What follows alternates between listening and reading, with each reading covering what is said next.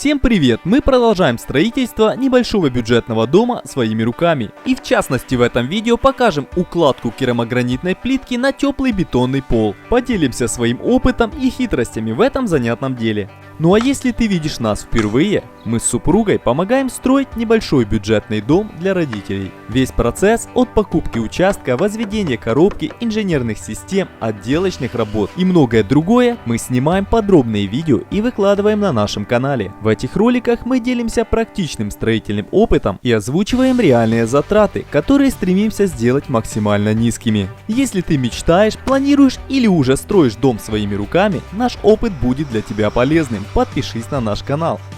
На прошлом этапе мы закончили шпаклевочно-малярные внутренние работы. После них дом существенно преобразился и стал выглядеть внутри практически жилым. Для полного счастья не хватает только чистового напольного покрытия, к настилу которого мы как раз и приступили. Чистовое напольное покрытие на втором этаже мы уже изготовили. Для него мы использовали шпунтованную деревянную доску сосновой породы. Такое решение несло в себе две функции: чернового напольного покрытия и финишного, что хорошо сказалось на нашем небольшом бюджете. На первом же этаже основа для чистового напольного покрытия, так сказать черновые полы, уже присутствовали. Этой основой стал массивный бетонный теплый пол. Для финишной его отделки решение более практичного и функционального с точки зрения теплопроводности, чем керамогранитная плитка, мы не нашли. Такое покрытие очень крепкое, практически не изнашивается, не требует особого обслуживания, легко убирается и не мешает нормально функционировать теплым полам. Для бюджетного практичного дома самое то.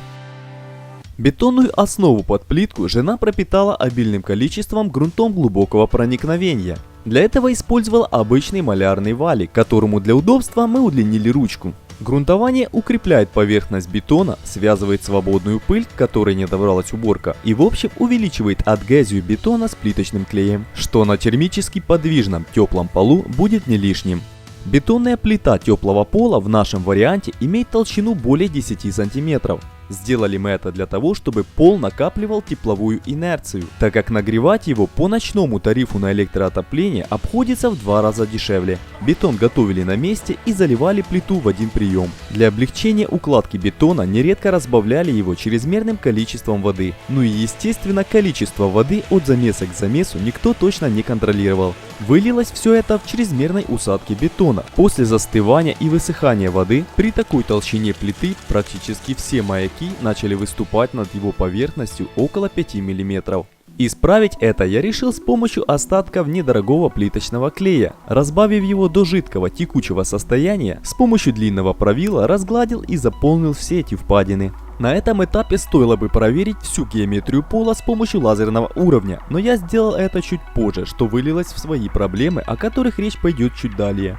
До этого момента дом уже отапливался в течение месяца только этим теплым полом. Мы постарались выдерживать температуру поверхности бетона в районе плюс 25 градусов. В этот период такая температура пола поддерживала температуру в помещении около плюс 19 и пагубно не влияла как на скорость высыхания плиточного клея, так и на тепловые расширения. На пол мы будем клеить напольную керамогранитную плитку с размерами 600 на 600 мм. Это максимальный формат, который можно доступно купить в наших местных строительных магазинах. Чем больше формат плитки, тем легче и быстрее ее можно укладывать. И на наш взгляд, большой формат плитки в практичном интерьере смотрится наилучшим образом.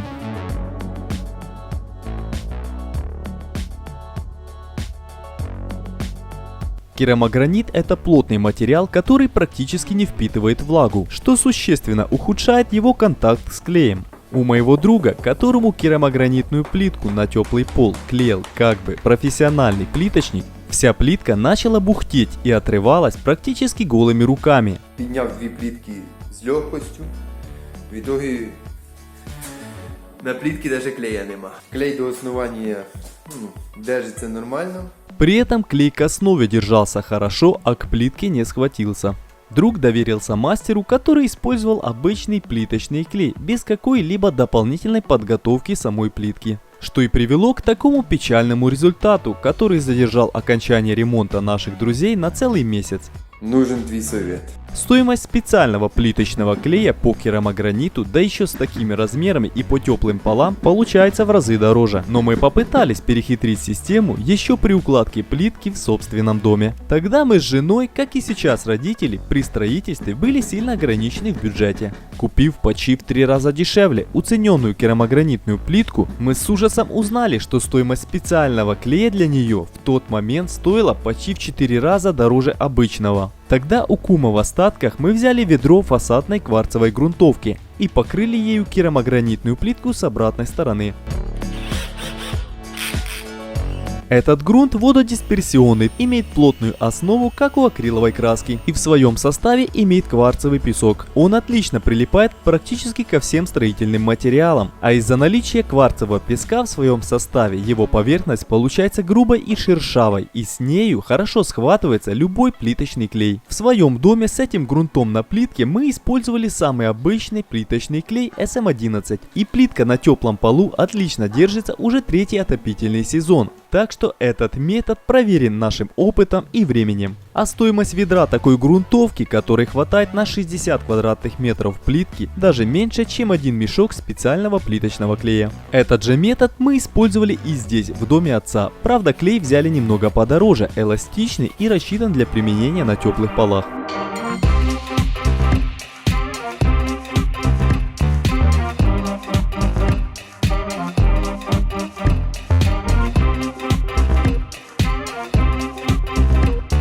На стройку мы приехали поздно вечером, но все же попытались прогрунтовать всю плитку, чтобы она успела высохнуть до утра. И для лучшего просыхания выставляли плитку с небольшим зазором.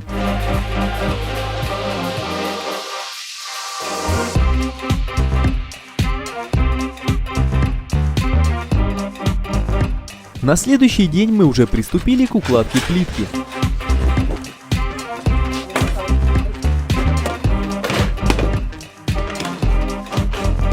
Для защиты кожи рук от разъедания плиточным клеем я использовал прорезиненные перчатки. А также при укладке напольной плитки такой девайс, как жесткие наколенники, сделают вашу работу намного комфортней.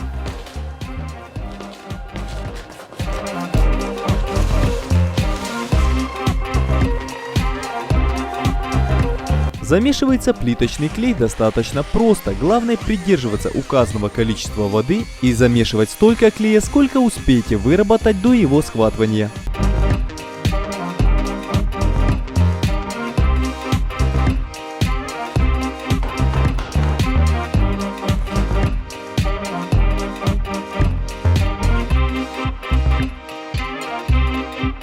Перед началом укладки плитки я проверил уровень пола с помощью лазерного уровня и выявил неприятный косяк. Весь пол по периметру был практически в нуле, перепад составлял не более 2-3 мм. А вот в центре пол был существенно просажен, примерно на 10 мм. Наверное, еще на этапе выставления маяков для заливки теплого пола, который отец равнял по натянутому шнуру, при длине шнура в 6,5 метров и плохой натяжке, он и провис на 1 см. Соответственно, этому шнуру и все маяки были выставлены с провесом в 1 см. Если бы я выявил это раньше, хотя бы на этапе выравнивания пола клеем, то возможно в тот момент сделал бы выравнивающую стяжку по новым маякам. Ну а на данный момент нам не захотелось тратить время на заливку новой стяжки, а также ожидание ее высыхания. Поэтому мы решили клеить плитку как есть. По периметру будем стараться выдерживать минимальный слой, ну а в центре покажем способ, как клеить плитку с более толстым клеевым слоем. Дойдя к концу первого ряда, мы подошли к процедуре подрезания плитки. При укладке плитки на пол у себя дома я выкладывал ее в 2 приема. За первым этапом клеил все цельные плитки и ждал застывания клея, чтобы по ней можно было ходить. Ну а на втором этапе замерял все подрезочные плитки и нарезал их в 1 прием. Делал я это потому, что мой слабенький плиткорез не справлялся с 9-мм керамогранитной плиткой, и мне приходилось резать ее болгаркой с алмазным кругом. Процедура эта пыльная, неприятная и выполняется она достаточно долго, что затрудняет делать ее прямо на ходу вместе с укладкой цельной плитки. Ну а на данный момент мы приобрели рельсовый плиткорез, который по идее должен справляться с 9-мм керамогранитом.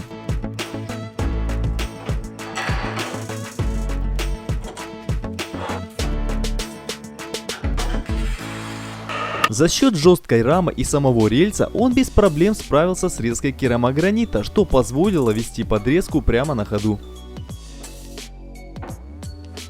Укладывать плитку такого формата было достаточно просто, и процедура проходила быстро. Ряды мы равняли с помощью того же лазерного плоскопостроителя, который с помощью вертикального луча задавал мне четкую линию для ориентирования. Эта керамогранитная плитка, так сказать, второсортная. Отец купил ее достаточно недорого, по цене в $7 за квадратный метр. И хотя выглядит она прекрасно, и геометрия ее резаных краев тоже хорошая, разбежность в размерах плитки составляет не больше половины миллиметра. Но все же в этой плитке есть и существенный минус, который в принципе и определяет такая низкая цена. Эта плитка не имеет ровной плоскости. Почти у всех плиток завалены края как по диагонали, так и по отдельности. Свести идеально 4 угла плитки на перекрестках было практически невозможно. По этой же причине использовать ручной пузырьковый уровень тоже не получалось. Он просто шатался на криволинейной поверхности плитки. При укладке плитки я выравнивал ее по предыдущим уложенным рядам, выбирая среднее значение, а также корректировал положение плитки с помощью горизонтального лазерного луча и линейки. В итоге плитка смотрелась красиво и ровно, хотя ногами в некоторых местах ощущались небольшие перепады. Но так как плитка обошлась достаточно дешево, с этим можно мириться. Для нанесения клея мы использовали гребенку с ячейкой 10 на 10 мм. При нанесении клея с ее помощью только на основу, толщину шва можно было варьировать от 4 до 6 мм. Но дойдя до более толстых слоев в середине комнаты, слой клея мы также наносили и на плитку. Это позволяло делать шов от 8 до 12 мм. Также мы добавляли небольшое количество мелких ляпух, которые не позволяли плитке сразу же провалиться ниже требуемого уровня. При этой процедуре очень важно позиционировать бороздки клея на основе и плитке только перпендикулярно. Так все ряды создадут множество точек контакта на пересечениях, а это около 900 точек. И хотя это не будет абсолютным монолитом, но плитка будет укреплена нанесенным на нее клеем, и за счет множества точек пересечения держаться будет хорошо.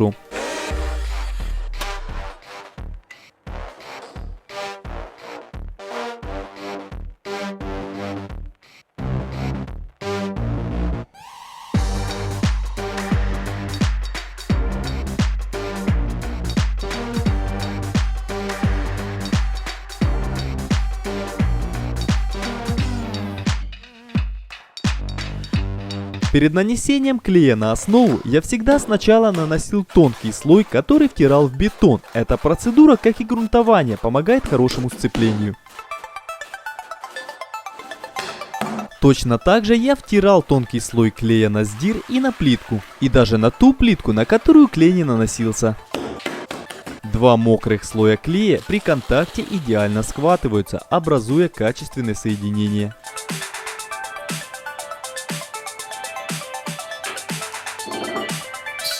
Для контролирования толщины шва мы использовали крестики с толщиной в 3 мм. Такая толщина шва была минимальной, при которой разбежность в размерах плитки в полмиллиметра казалась незаметной.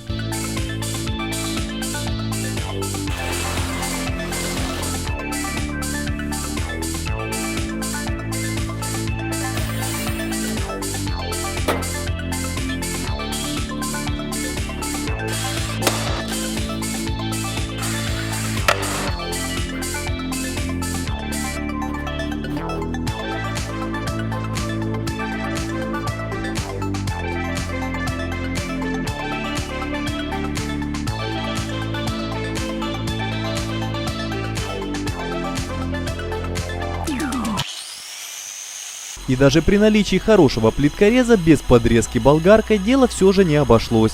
При этой работе нужно защищать от пыли как дыхательные пути, так и глаза. Для резки керамогранита нужно использовать гладкий алмазный диск и резать без нажима. В этой работе я использовал болгарку с регулятором оборотов от фирмы Intertool. Той же фирмы у нас и плиткорез. И в общем об этой фирме могу сказать, что у них хорошее сочетание качества с доступной ценой. Ну а наибольшее количество резки предстояло под лестницей. Все стойки и примыкания приходилось обходить плиткой. Но так как это был практически финиш и особого качества под лестницей я не добивался, поэтому работа продвигалась весело и быстро.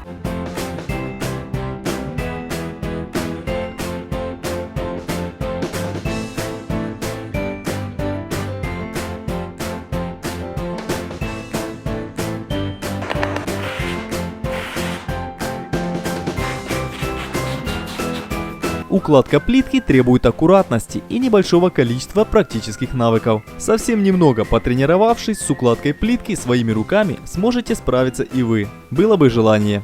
Ну а теперь о стоимости. Суммарные затраты на укладку плитки с общей площадью в 30 квадратных метров, которые включают саму плитку, клей, грунтовку, затирку для швов, которую отец выполнил чуть позже, составили $401. А суммарные затраты на весь дом на данном этапе составили $11 336. С укладкой плитки и всеми подготовительными работами мы с супругой справились примерно за 3 дня. Забегая вперед, хочу сказать, что эта плитка без каких-либо проблем лежит на рабочем теплом полу уже 3 месяца. Так что метод и способ укладки вполне рабочие. Да, из прошлых видео многие заметили, что на нашей стройке появился хозяйственный сарайчик, ограждающий забор и навесы для террас. В будущих видео рассказ о их изготовлении обязательно будет. Спасибо всем, кто досмотрел это видео до конца. Ну а если тебе нравится такой контент, будет логично подписаться на наш канал. А также я прошу тебя пройти коротенький опрос вот здесь. Это поможет нам понять, двигаемся ли мы в правильном направлении. Желаю вам всем удачи по жизни и оптимизма. С вами был Гена, канал My Galaxy Жизнь своими руками. Увидимся в следующем видео.